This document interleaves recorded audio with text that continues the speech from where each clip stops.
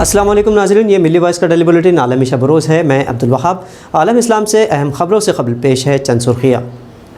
फ़लस्तीनियों के एहतजाज के सामने सेहूनी फ़ौज घुटनों पर। रमज़ान में इबादतों के लिए मकबूजा बैतुल मुक़द्दस से बैरिकेड्स हटाए गए।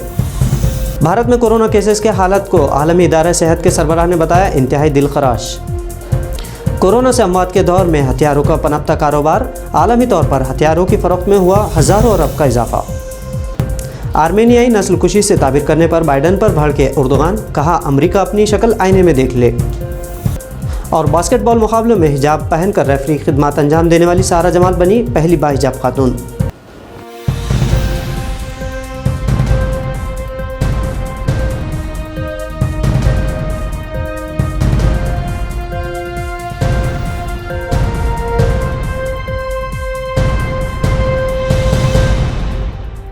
अब खबर तफसील से। मकबूजा बैतुल मुक़द्दस में फ़लस्तीनियों के पुरज़ोर एहतजाज के आगे इसराइली फ़ौज को मजबूर होकर बैरिकेड्स हटाने पड़े। इस दौरान निहत्ते फ़लस्तीनी नौजवानों और इसराइली फ़ौज में झड़पें भी हुई। इसके बाद नौजवानों ने बहादुरी का मुजाहरा करते हुए इबादत के लिए मकबूजा बैतुल मुक़द्दस के पुराने शहर में बाब दमिश्क से रुकावटें हटाई और नमाज फ़जर अदा की। इस मौके पर नौजवानों ने आज़ाद फ़लस्तीन और मस्जिद अक़सा की बहाली के लिए नारे भी लगाए। वाज़ेह रहे कि चंद रोज़ कबल ज़ालिम इसराइली फ़ौजियों ने मुनज़्ज़म कार्रवाई के दौरान डेथ टू अरब यानी अरबों की मौत के नारे लगाए थे। फ़लस्तीनियों से झड़पों के दौरान सेहूनी फ़ौज ने बेदरी गोलियाँ चलाई, आंसू गैस के गोले दागे और आबी तोपों का इस्तेमाल भी किया, जिसके नतीजे में 100 से ज़ायद फ़लस्तीनी शदीद ज़ख्मी हुए हैं। हमास तर्जुमान ने इस एहतजाज को और बैरिकेड्स हटाने के मामले को दिफा, एहतजाज और क़ाबिज़ों की पसपाई से ताबीर किया। अक़वाम मुत्तहिदा के आलमी इदारे सेहत के सरबराह डॉक्टर तेद्रोस अधानोम ने भारत में कोरोना से अमवात के मामले को इंतहाई तशवीशनाक बताते हुए इन हालात को दिल तोड़ने से भी परे करार दिया। WHO ने भारत की मदद के लिए हज़ारों की तादाद में ऑक्सीजन सप्लाईज़, मोबाइल अस्पताल और दीगर ज़रूरी तिब्बी सामान भिजवाने के साथ साथ 2600 माहिरीन को भी भारत मुंतकिल करने की इत्तला दी। भारत में गुज़िश्ता 4 दिनों से यौमिया 3 लाख से ज़ायद कोरोना केसेस सामने आ रहे हैं, जबकि इतवार के दिन 3.5 लाख मुस्बत केसेस रिपोर्ट हुए हैं, जो अब तक का सबसे बड़ा आलमी रिकॉर्ड है। मीडिया और सोशल मीडिया पर दिलसोज वीडियो और तस्वीर नशर होने के बाद सऊदी अरब से ऑक्सीजन, अमरीका और बरतानिया से वेंटिलेटर्स और वैक्सीन फराहम की जा रही है। इसके अलावा पाकिस्तान समेत कई ममालिक ने भारत की मदद की ख्वाहिश जाहिर की है। भारत के अस्पतालों में बेड दस्तयाब नहीं, ऑक्सीजन की शदीद किल्लत से दाम काले बाजार में 10 गुना कीमत पर फ़रोख्त हो रही है। आखिरी रसूमात के लिए जगह तक दस्तयाब नहीं, जिससे घंटों नाशों को लाइन में रखकर इंतज़ार करना पड़ रहा है। मुल्क के हालात पर समाजियात के प्रोफेसर शिव विश्वनाथन ने कहा कि इन संगीन हालात के बावजूद भारत में सबसे कीमती क्रिकेट टूर्नामेंट मुनक़िद किया जा रहा है। बंगाल में सियासी जमातें लाखों की भीड़ इकट्ठा कर रही है और हुकूमत कुंभ मेले को इजाज़त देकर करोड़ों लोगों को जमा कर रही है।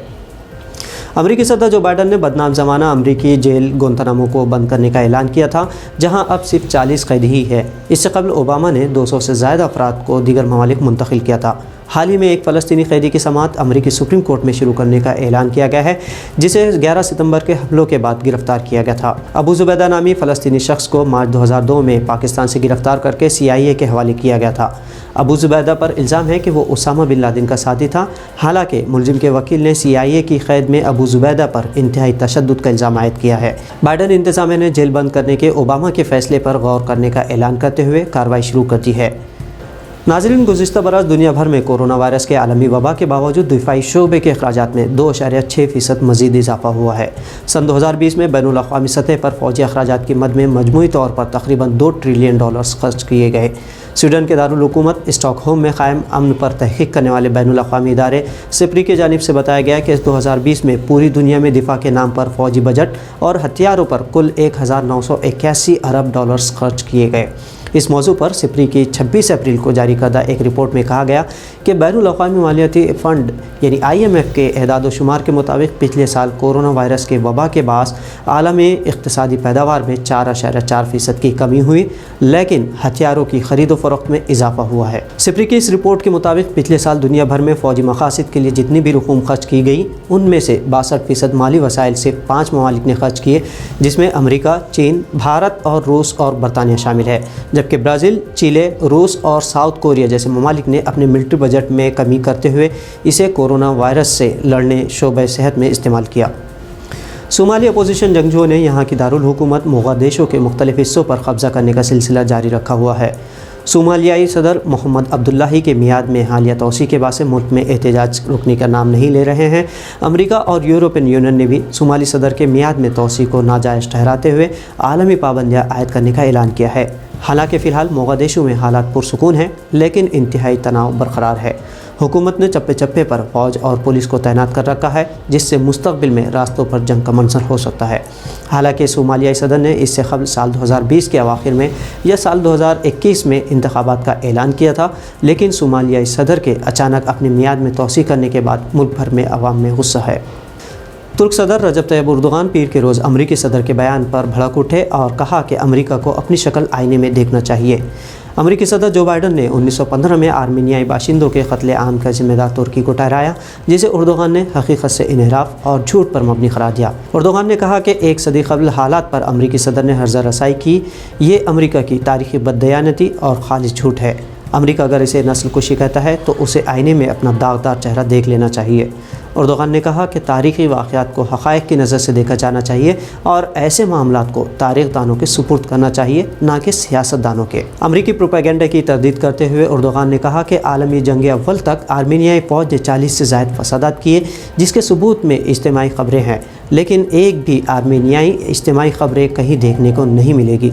اردوغان نے کہا کہ سلطنت عثمانیہ کے دوران 1.3 ملین آرمینیائی باشندے انتہائی سکون کی زندگی گزارتے تھے۔ ترکی بار بار دیگر ممالک کو 1 ملین سے زائد تاریخی دستاویزات کی روشنی میں حقیقت سے روشناس ہونے کی دعوت دیتا رہا ہے۔ ٹوکیو میں منعقدہ اولمپکس مقابلوں میں پہلی بار کسی باحجاب خاتون نے باسکٹ بال مقابلوں میں ریفری کی خدمات انجام دی ہے۔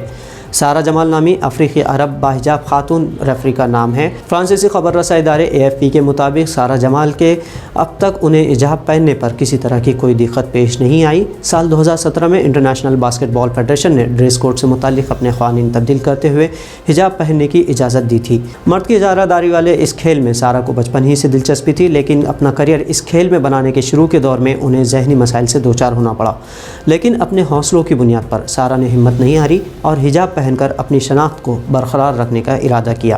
نیت کے مطابق سارہ کو اللہ کی مدد بھی ملتی رہی۔